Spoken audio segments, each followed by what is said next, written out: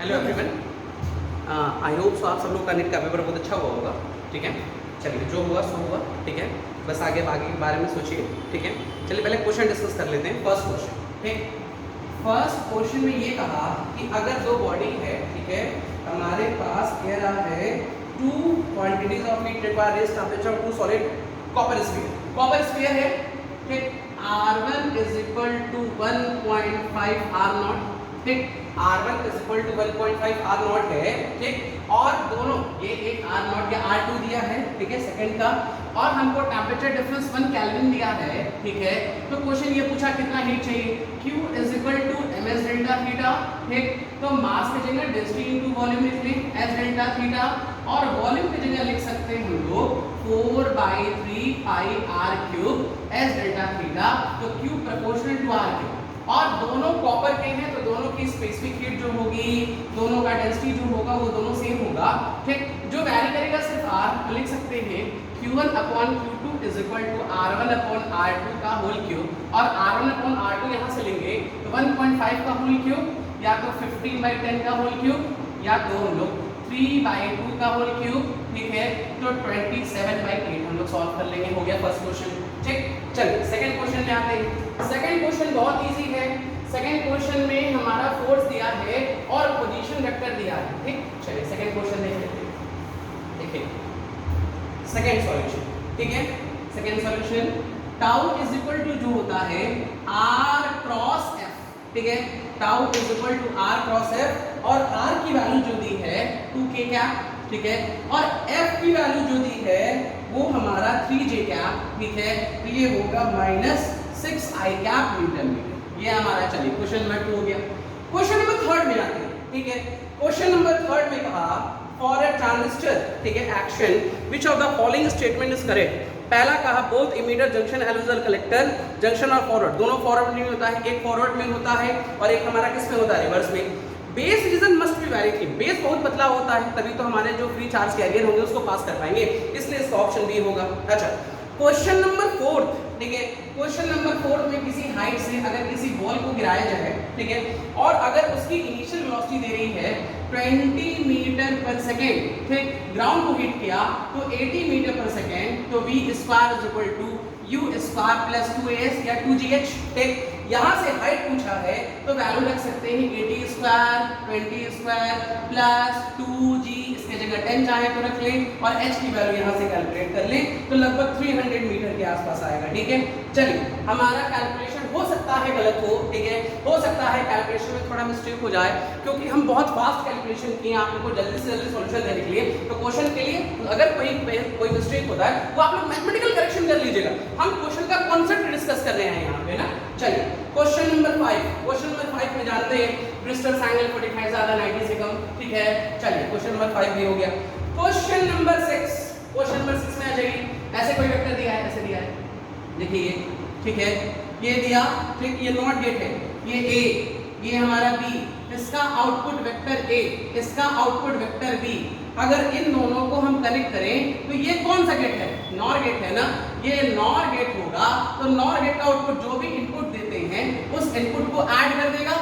ठीक, और ऐड करने के बाद कॉम्प्लीमेंट, और break the line change the sign, break the line change the sign, break the line change the sign, complement का कॉम्प्लीमेंट a डॉट b, ये हमारा कौन सा गेट है, एंड गेट है, और एंड गेट का टू टेबल मल्टीप्लाई करेंगे तो 0 आएगा। ठीक, 0 0 0 1 0 0 0 1 0 1 1 1, तो इसका आंसर हमारा कौन सा होगा, थर्ड ऑप्शन होगा। चलिए क्वेश्चन नंबर 7, ठीक है, किसका जो रेजिस्टेंस होता है नेगेटिव होता है, अल्फा की वैल्यू नेगेटिव क्यों होती है। टेम्परेचर हम लोग जानते हैं RT is equal to R0 1 plus alpha t। Temperature बढ़ेगा तो रेजिस्टेंस बढ़ेगा, ठीक है, लेकिन ये सब कंडक्टर के लिए होता है। सेम ही कंडक्टर में अगर टेम्परेचर घटेगा तो रेजिस्टेंस घट जाएगा, एक वहां पे उल्टा होता है, इसलिए अल्फा की वैल्यू क्या होती है, नेगेटिव। क्वेश्चन नंबर 8 आ जाइए। ठीक, क्वेश्चन नंबर 8 में आ जाते हैं। चलिए 8 में आ जाते हैं, कह रहा है द सॉलिड विच हैव नहीं आया, sorry, the increase in the weight, weight increase होगा। ठीक, ये वेट अगर देखिए एक तरफ पॉजिटिव में पॉजिटिव नेगेटिव ही ना, अगर वेट इंक्रीज जैसे जो भी ये वैल्यू होता है ना, ठीक है, इसमें जो भी कह रहा है हमारा junction diode increase the weight of depletion layer, जो भी ये डिप्लीशन लेयर, एक डिप्लीशन लेयर पॉजिटिव, ये किधर नेगेटिव। अगर फॉरवर्ड बायसिंग में करेंगे तो पॉजिटिव पॉजिटिव को इसको क्या करेगा, रिपल्शन लेयर घटेगा, नेगेटिव नेगेटिव को रिपेल करेगा। लेकिन अगर हम लोग रिवर्स बाइसिंग करेंगे तो ये इसको अट्रैक्ट करना है, नेगेटिव ये पॉजिटिव, तो ये इधर जाएगा तो बेटा क्या हो जाएगा, बढ़ जाएगा। क्वेश्चन नंबर 9 देखिए, 9 में क्या है, 9 बहुत इजी है, 9 को आई थिंक हमको लगता है सारे बच्चे सही किए होंगे।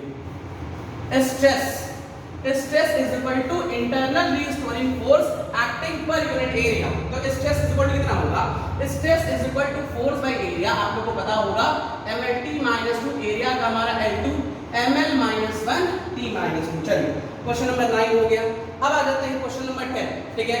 क्वेश्चन नंबर 10 में देखिएगा कह रहा है 9.99 ठीक माइनस क्या लिखे 0.009900। अगर माइनस आप लोग करोगे तो 9 10 क्या हो गया, कैरी लिया ना, तो ये आ गया 1, ये 990, ये कितना आ गया 8, ये 9, ये 9 ठीक। लेकिन फर्स्ट वाले में सिग्निफिकेंट फिगर 2 है ठीक। अगर फर्स्ट वाला जो वैल्यू देखिए तो उसमें सिग्निफिकेंट फिगर कितना है 2, इस वाले में सिग्निफिकेंट फिगर कितना है 4। और कभी भी एडिशन और सब्ट्रैक्शन करते हैं तो हमेशा मिनिमम सिग्निफिकेंट फिगर लेंगे, तो इसको हम राउंड ऑफ करेंगे तो लगभग इतना ही आएगा 9.98। ये हमारा आंसर हो गया। चलिए क्वेश्चन नंबर हमारा 10 हो गया। क्वेश्चन नंबर 11 में हम लोग देख लेंगे, तो अगर आप लोग क्वेश्चन को डायरेक्ट फॉर्मूले से सॉल्व करो, इसका क्वेश्चन नंबर हमारा आई थिंक 4 आंसर आएगा, कैलकुलेशन आप लोग कर लेंगे। क्वेश्चन नंबर 12 ठीक है। 12 में देखिए एक हमारे पास प्रिज्म है, इस पे कोई लाइट इंसिडेंट हो रही है, इसका एंगल ऑफ प्रिज्म कितना है a है, इससे निकलने वाली जो लाइट रे है वो सरफेस के परपेंडिकुलर है, मतलब ये 90 ठीक। ये ड्रॉ कर लेते हैं ठीक है।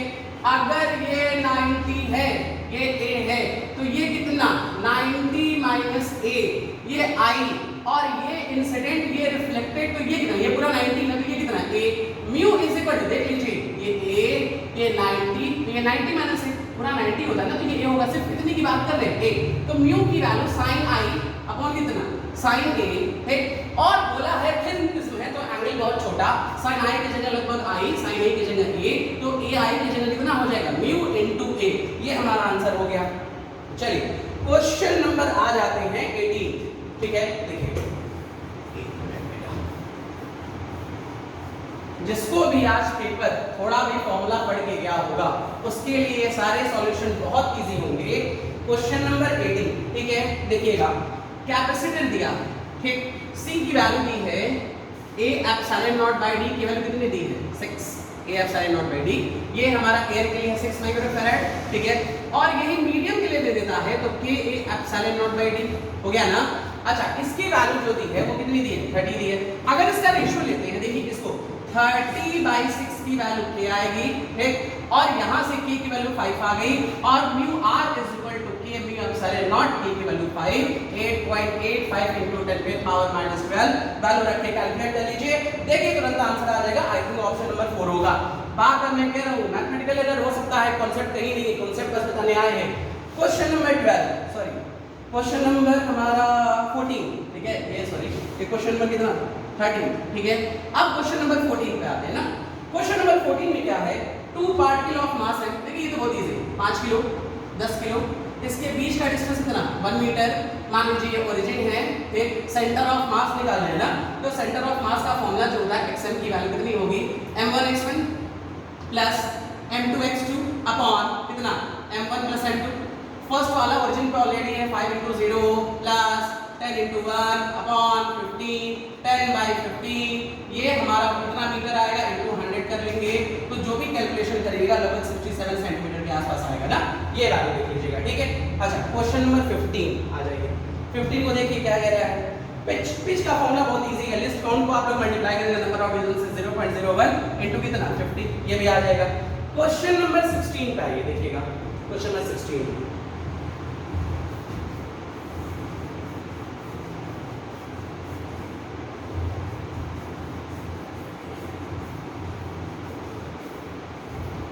क्वेश्चन नंबर 16 बेटा देखिए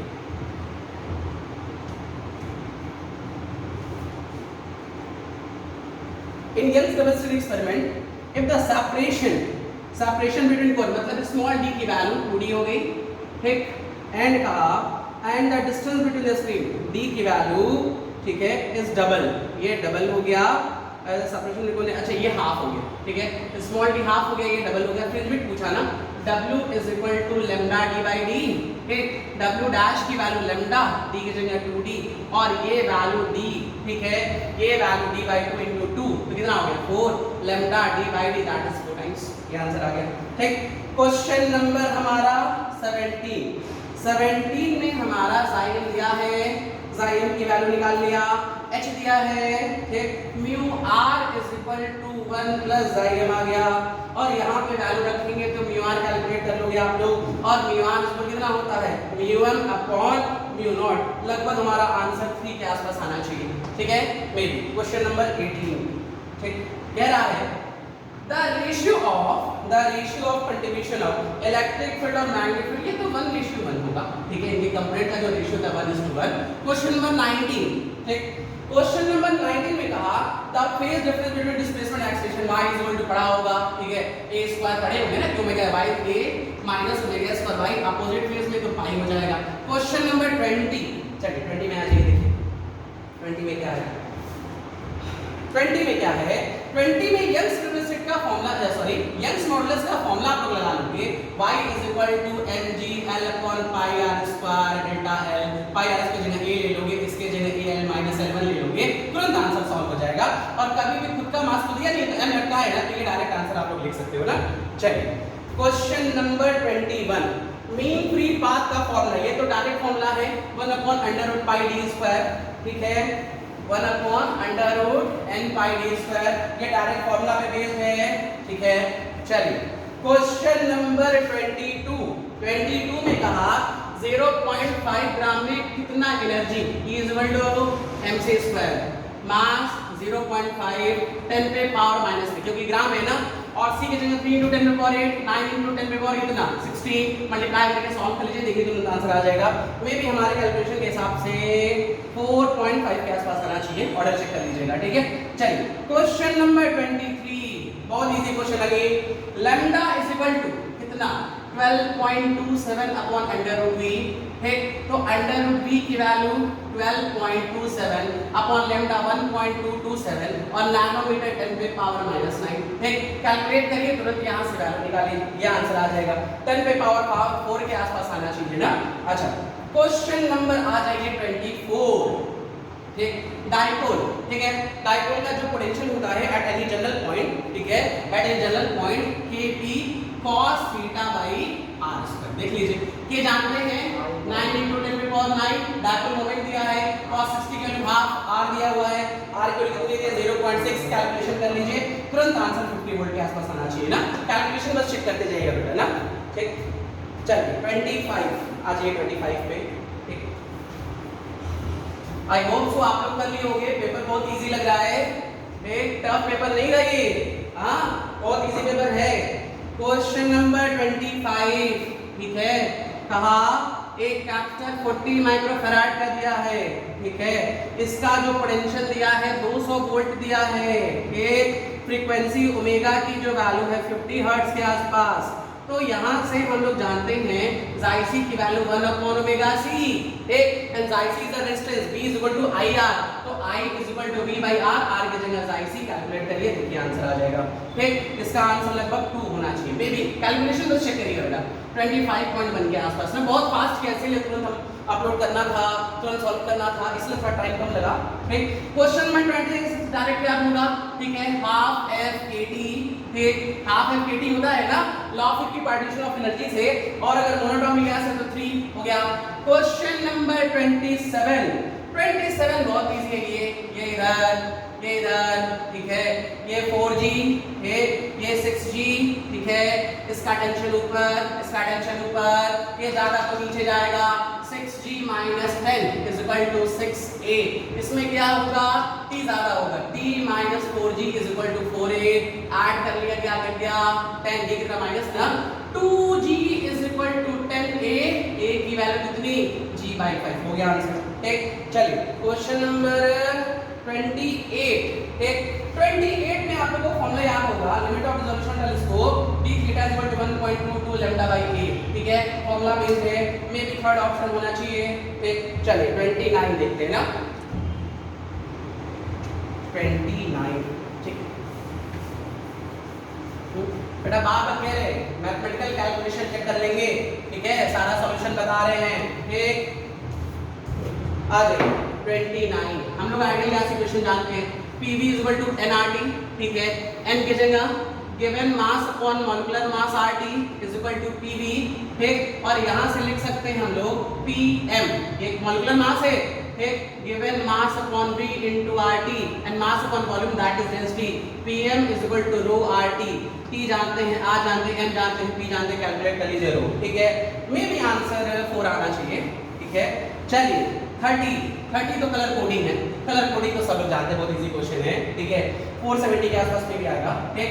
क्वेश्चन नंबर 31, ठीक, R = rho L/A, ठीक, R = rho L/A होगा, ठीक, और यहाँ से हम लोग जानते हैं R0, ठीक, 1 + अल्फा T और rho L/A, ये देखिए रिलेशन डायरेक्ट लेंथ और टेम्परेचर रिलेशन के साथ डायरेक्ट, तो ग्राफ कैसा बनना चाहिए, ये ना जो सॉरी लेंथ का क्या है रेसिस्टिविटी और टेम्परेचर रिलेशन कैसा है डायरेक्ट, तो ग्राफ स्ट्रेट बनेगा क्योंकि जीरो टेम्परेचर पे जीरो नहीं होता है, ठीक है, जीरो टेम्परेचर पे एक देखिए रो जो है वो टेम्परेचर के डायरेक्टली आ रहा है ना, तो ग्राफ स्ट्रेट बनेगा, बट ओरिजिन से स्टार्ट नहीं होगा, क्यों, क्योंकि टेम्परेचर जब 0 डिग्री सेल्सियस होता है तो 0 डिग्री सेल्सियस पे ना रेसिस्टिव जीरो होता है ना रेसिस्टिविटी, इसलिए थोड़ा ऊपर ग्राफ बनेगा ना। चलिए क्वेश्चन नंबर 32 सडन प्रोसेस, कभी भी बहुत सडन प्रोसेस हो जाएगा, जैसे बर्स्टिंग ऑफ टायर, बहुत स्लो होगा तो आइसोथर्मल, और सडन प्रोसेस होगा तो वो प्रोसेस हमारा कौन सा होगा, एडियाबैटिक। 33 में अगर आप लोग यूरेनियम, ये यूरेनियम है 32, 92 to 35, इसके ऊपर क्या बोmbardment न्यूट्रॉन, तो क्या आएगा क्रिप्टॉन 89, 36 3 न्यूट्रॉन के आसपास आएगा, ठीक है। इसको अगर सॉल्व कर ले, इधर का ये वैल्यू, इधर ये ना ये वैल्यू लिखे 92 + 0 = x + 36 + 0, तो x की वैल्यू 56 के आसपास आ जाएगी। चलिए ये क्वेश्चन 33 हो गया। देखिए 33 क्वेश्चन करने में कितना टाइम लगा, ठीक है, बहुत इजी क्वेश्चन है, जिसको भी बेसिक चीजें आती होंगी वो सारे क्वेश्चन कर लेगा। चलिए 33 के बाद आइए, 33 के बाद 34, ठीक है। 34 में ये कहा, 34 तो ऐसे बैलेंस आप लोग कर सकते हो, ठीक, कि लेंथ के बेसिस पर निकाल सकते हो, क्या कहा 1.5 मीटर में 10 ओम है, ठीक है, तो 1 ओम में 1.5/10 करके सॉल्व कर लीजिए, इसका आंसर मे बी 4 के आसपास आना चाहिए, ठीक। ये सब इजी क्वेश्चन है, इसलिए बहुत ज्यादा सॉल्व नहीं कर रहे हैं, ठीक है। अच्छा 35, ठीक, 35 भी फार्मूला बेस्ड है, मोबिलिटी जो होता है drift velocity by electric field, formula पे रखिएगा, फोर्थ ऑप्शन के आसपास आना चाहिए, ठीक। क्वेश्चन नंबर 36, ठीक है, 36 क्वेश्चन नंबर 36 में कह रहा है जो लाइट, ठीक है, दिया है 20 वाट पर सेंटीमीटर स्क्वायर, ठीक है, तो लिख सकते हैं स्क्वायर है, सेंटीमीटर को मीटर में करें 10⁻², वाट पर मीटर स्क्वायर, ये आएगा ना। अच्छा हम लोग जानते हैं एक एनर्जी = IAT, ठीक है, आई दिया है, एरिया दिया है, एरिया कितना दिया है 20 सेंटीमीटर या तो 10⁻⁴, और टाइम कितना दिया है 60 मिनट, मल्टीप्लाई करें देखिए तुरंत आंसर आ जाएगा ना, इसका आंसर फर्स्ट के आसपास आना चाहिए 37, ठीक। 37 में आ जाइए, इसके बाद के लास्ट क्वेश्चन तो और इजी है, ठीक है। 37 का डायरेक्ट आंसर 2, 38, ठीक है, 38 में कह रहा है 2 स्फेरिकल कंडक्टर ऑफ रेडियस दिया है, एक चार्ज दिया है और डिस्टेंस दिया है, तो डायरेक्टली लगा सकते हैं आप लोग, क्या लिखेंगे Q/r², ठीक है। ये क्वेश्चन बहुत इजी है, सिर्फ कैलकुलेशन बेस्ड था, ठीक। क्वेश्चन नंबर 39, ठीक है, 39 में कह रहा है, ठीक, अरे ये जूल है, इसको इलेक्ट्रॉन वोल्ट में करना है, तो 1 जूल = 1.6 × 10⁻⁻19, ठीक है, 1 इलेक्ट्रॉन वोल्ट = 10⁻⁻19 जूल, 1 जूल = कितना 1/1.6 × 10⁻⁻19, ठीक है, इलेक्ट्रॉन वोल्ट, मल्टीप्लाई कर लीजिए, देखिए सॉल्व हो जाएगा इलेक्ट्रॉन वोल्ट में ना। अच्छा क्वेश्चन नंबर 40 कहा, ठीक है, 40 में जो कहा पोटेंशियल कांस्टेंट दे रहा है, ठीक, 40 में पोटेंशियल कांस्टेंट है, तो कह रहा है इलेक्ट्रिक फील्ड E = क्या होता है -dV/dr ना, अगर पोटेंशियल कांस्टेंट है तो इलेक्ट्रिक एनर्जी कितनी 0। क्वेश्चन नंबर 41 देखिए, ये कितना इजी है, किसी ने जो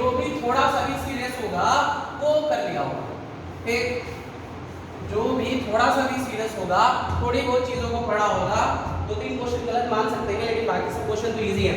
41 देखिए मैग्नेटिक फील्ड निकालना है, ठीक। हमेशा जो सॉलिड देता है इनफाइनाइट सोलेनोइड की तरह बिहेव करता है। आइडियल सोलेनोइड की बात करते हैं, आइडियल सोलेनोइड का μ0 ni, ठीक, जहां पे μ0 n क्या है, number of turn per unit length into i, mu की वैल्यू 2 पाई इनटू 10 पे पावर -7, बाकी n दिया है, कितना टर्न दिया हुआ है 100, ये 50 सेंटीमीटर, 50 इनटू 10 पे पावर -2, और i की वैल्यू जो दी है 2.5 के आसपास, मे बी थर्ड के आसपास आंसर आ जाए ना इसका, ऑप्शन थर्ड। 44 ठीक है, सॉरी 41 हो गया ना, 42 ठीक, 42 में आ जाइए, ठीक है। 42 में कह रहा है कि अगर लाइट की फ्रीक्वेंसी डबल हो जाए, ठीक है, इन अ फोटो इफ द, ठीक, अगर लाइट की जो फ्रीक्वेंसी है वो थ्रेशोल्ड फ्रीक्वेंसी से 1.5 टाइम्स हो जाए, तो इतनी ज्यादा फ्रीक्वेंसी बढ़ता है ना, ठीक है, तो उस समय कोई इमिशन नहीं होगा, ठीक, फ्रीक्वेंसी घटता है तब, ठीक है। यहाँ पे हमारा जो भी आंसर आएगा इसका 0 आंसर आना चाहिए, ठीक। चलिए क्वेश्चन नंबर 43 कह रहा है कैपिलरी ट्यूब, कैपिलरी ट्यूब में व्हाट है, ठीक है, ऐसे कुछ कंकेव सरफेस होता है, ये सरफेस टेंशन होता है, ये लाइन है, ये कितना थीटा, ये टेंशन टी, ये कितना t cos थीटा, ठीक, इधर भी t cos theta, t cos theta, इधर कितना mg, और इसका जो फेस होता है पूरा ऐसे कर्व होता है ना, तो ऊपर t cos थीटा कितनी बार t cos theta, t cos theta 2 पाई r टाइम्स बैलेंस करेगा mg को, तो m प्रोपोर्शनल टू r, तो m1 by m2 is equal कितना r1 बाई r2, देखिए तुरंत सॉल्व हो जाएगा। हाई डबल इसको लेके सॉल्व कर सकते हैं आप लोग, इसमें जैसे ही पुट करोगे, रेडियस दिया हुआ है, ठीक है, रेडियस 2r कर दिया, r 2r एक जगह 5 रख लेंगे, देखिए 5 m2, ठीक है, r बाई 2r, r से r कैंसिल, तो m2 की वैल्यू 10 ग्राम के आसपास आएगी। देखिए ये भी क्वेश्चन बहुत इजीली सॉल्व हो गया। 43 अब आ जाइए 44, देखिए 44 45 बस 2 क्वेश्चन, देखिए, ठीक है, इजी क्वेश्चंस हैं, ठीक। आज का पेपर वैसे हमको नहीं लगता बहुत टफ था, बहुत इजी था, जो भी थोड़ा बहुत पढ़ा होगा अच्छे से वो कर लिया होगा। मेरा बॉडी का वेट 72 न्यूटन, ठीक, अर्थ सरफेस के रेडियस के ऊपर जाए, ठीक है, 44, ठीक, हम कितना ऊपर गए, जितना अर्थ का रेडियस है उतना ही ऊपर अगर हम चले जाएं तो क्या होगा, तो देखिए g की वैल्यू कितनी, ठीक है, ये mg की वैल्यू ऑलरेडी दी हुई है, ठीक, तो g dash g upon 1 plus h upon r का होल स्क्वायर, ये r कर ले, ये कहा ना, कह रहा है कहां गया क्वेश्चन, एक मिनट बेटा, हाफ दिया है, ठीक है, इसके जगह r/2 दिया है, r से r कैंसिल 1/2, ठीक, तो बचेगा g प्लस 1 प्लस हाफ का होल स्क्वायर 3/2 4/9, ठीक, ये g आ गया, ठीक है, g डैश की वैल्यू, ठीक, m से मल्टीप्लाई कर लीजिए, mg डैश 4/9 mg, और इस mg की वैल्यू कितनी दी है 72, ठीक है, 832 के आसपास आना चाहिए, ठीक। क्वेश्चन नंबर 45, देखिए 45 बहुत इजी क्वेश्चन है, कह रहा है एलसीआर सर्किट में से अगर L रिमूव कर दे, लीजिए L रिमूव कर दिया, ठीक है, अगर एलसीआर, ठीक है, ऐसे एलसीआर सर्किट में tan phi is equal to xi L minus xi c, ठीक है, अपॉन कितना होता है r, ठीक, अगर एलसीआर यहां से दिखेगा बेटा, ठीक है, एलसीआर सर्किट में से सबसे पहले क्या रिमूव किया, L को माइनस किया, ठीक, तो क्या बचा, अगर L को माइनस किया बच गया सीआर सर्किट, ठीक, तो tan phi is equal to xi c by r, और इसकी वैल्यू कितनी दी है 60 है, मतलब tan 60 का √3, तो xi c की वैल्यू कितनी हो गई √3r। वैसे ही अगर यहां से क्या कहा c रिमूव कर दे, ठीक है, अगर c रिमूव कर दे तो lr बचा, तो tan phi की value xi l by r again √3, तो xi l की वैल्यू √3r हो गया। ये दोनों वैल्यू सेम है, ये दोनों वैल्यू सेम है, तो माइनस करेंगे tan phi की वैल्यू 0, phi की वैल्यू 0, लेकिन phi नहीं निकालना है, क्या निकालना है पावर फैक्टर, तो पावर फैक्टर की वैल्यू होती है cos phi, cos 0 और cos 0 की वैल्यू कितनी 1, इसका ऑप्शन फर्स्ट होना चाहिए। ये आपका नेट का पूरा सॉल्यूशन हो गया ना, ठीक है, आई होप सो आप लोग को एक बार इसको देख लीजिएगा, ठीक है, कैलकुलेशन मिस्टेक होगा बाकी सब सही होगा ना, ओके, थैंक यू।